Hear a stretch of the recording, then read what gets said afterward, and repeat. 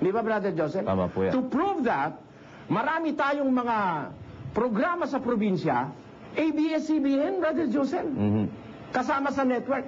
Have I done any wrong with the ABS-CBN? Meron ba tayong siyo na hindi natin binayaran under this network? Bakit ganon? O, baka naman si Miss Lucy Cruz Valdez, tinatanong ko lang, baka naman siya nagagamit. O, maaari naman siguro ring, nagtatanong lang tayo, na willing ba siyang paggamit kung meron mang gumagamit? Then who's using who? Sino ang gumagamit kanino? Bakit ganito?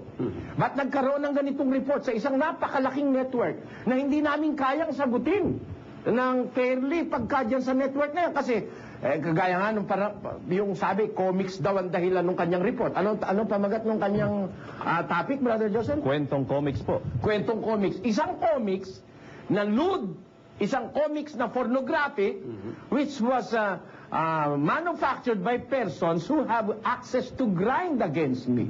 No, it is not an axe. They have access to grind against me because these people were excommunicated, or these people are a member of a religious group who are out to destroy me and my reputation and the church as well, Brother Joseph.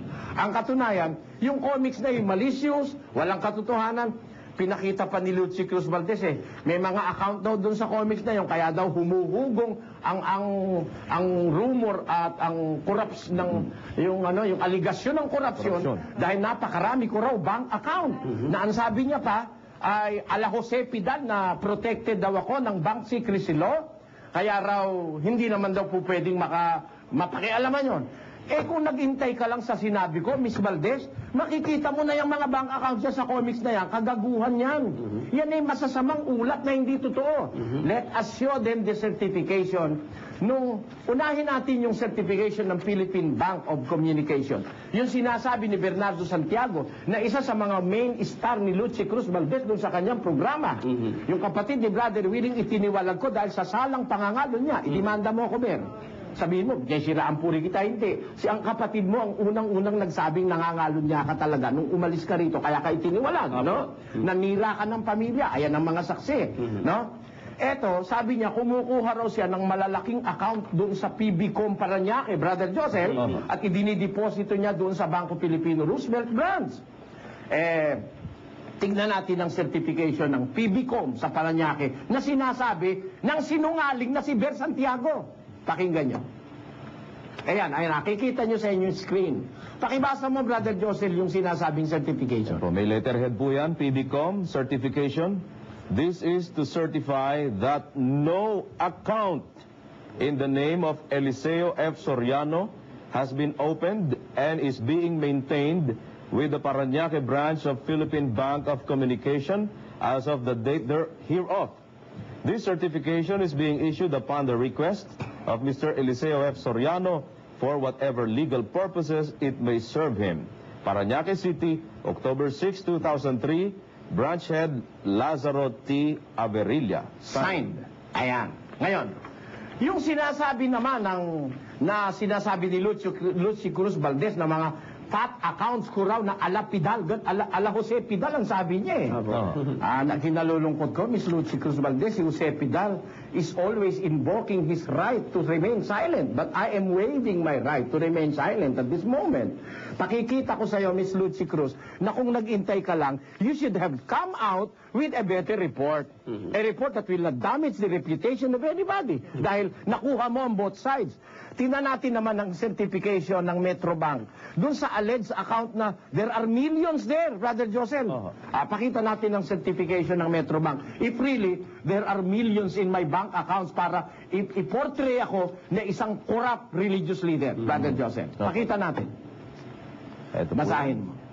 Quinta Market, Quiapo Branch, 202 to 204 Carlos Palanca Street, Quiapo, Manila. Certification number 436-2003-022, October 2, 2003. Certification. This is to certify that Mr. Eliseo Fernando Soriano has an existing account with Metrobank Quinta Market, Quiapo Branch with a total outstanding balance of pesos 13,704 and 77 over 100. Therefore, the balance is 13,000, Brother Joseph. Opo. Alam mo kung magkano ang inilagay dyan sa comics? Magkano daw po? Sa comics, ang nakalagay dyan ay 23,440,869 plus 7 million. At tapos meron pang $150,000 US. Nako. Kitang-kita mo kasi nungalingan yung comics no? Opo. Ayan ang certification. Tignan naman natin yung certification regarding my bank account dito sa Apalit branch ng Metrobank, Brother Joseph. Ilagay po natin. Ito po ay Apalit, Pampanga branch. Certificate number 107, 2003, Apalit, Pampanga, October 6, 2003. Certification of deposit account. Gentlemen, this is to certify that there are accounts maintained in this bank by a certain Eliseo F. Soriano under the following accounts. Type of account, yan po yung mga ano, no? Account number, account name, balance, account status. Savings dollar. 2-37, hindi ko masyadong mabasa itong Sige na, account. sige na. Eliseo F. Soriano, account closed. Account closed. O sa makatwid yung savings sa dollars, account closed. Opo. Alam mo kung bakit account closed yan, Brother Joseph? Bakit po, Brother Eli? Kasi yung balance dyan na konti, i-withdraw ko na para pambayad natin dun sa ating pinuput up na istasyon na may na mayroong satellite. Opo. Kailangan na sinisigil sa akin, dollar. Oho. Yun naman 10,000 lang binayad na nga yun dun next. Checking account 7-371, etc. Magkano balance? 3,036 and 8 centavos. Next account. Savings peso, balance 4,816 and 79 centavos. Next account. Savings peso, 19,733 and 18 centavos. Next account. Dormant. Oh. Checking account, account closed. Checking account na naman, ang laman 783 and 75 centavos. Yan ang mga account dito sa Pampanga na nandyan daw yung account kay Ulysses na sinasabi doon sa assignment na ang sabi nung isa niyang nakatakip doon, ba't daw naman dalawa kami, pareho kaming lalaki ni Ulysses, meron kaming joint account, Brother Joseph. Nagtataka raw siya, ba't naman parehong lalaki joint account? Halatang bobo yung ginamit na saksi ni Lucy Cruz Valdez Bakit? Ang dalawang lalaki ba hindi pwedeng mag-open ng joint account? Brother Joseph, kasi ang hindi alam kasi nitong mga taong ito, what are all this account for? Ito'y pambayad natin sa ating mga obligasyon sa telebisyon, sa radyo, sa buong mundo, Brother Joseph. Opo. Kaya makikita mo rito, these are not accounts as fat as what is recorded in the comics and alleged in the assignment of Lucy Cruz Valdez. Kasi doon sa assignment niya, itong account daw na unang 13 million daw ang nito. Yung isa naman 15 million, yung isa 19 million, yung isa 21 million, yung isa 17 million, yung isa $150,000, yung isa 23 million, yung isa 7 million. Yun ang nasa comics na ipinature ni Lucy Cruz Valdez. Kung naghintay lang siya, hindi niya dapat ginawa ng kwento yung comics na yun dahil puro kasinungalingan ang nasa loob niyan Pero alam niyo mga kababayan, kung bakit nagka-interes si Lucy Cruz Valdez, siguro sa comics na yan, meron kasing pahayag ang Iglesia ni Manalo tungkol sa comics na yan. Kilala nyo naman ang mga ministro ni Manalo Lahat gagawin niyan para wasakin ako't siraan. Dahil hindi sila makalaban ng diskusyon sa akin sa telebisyon.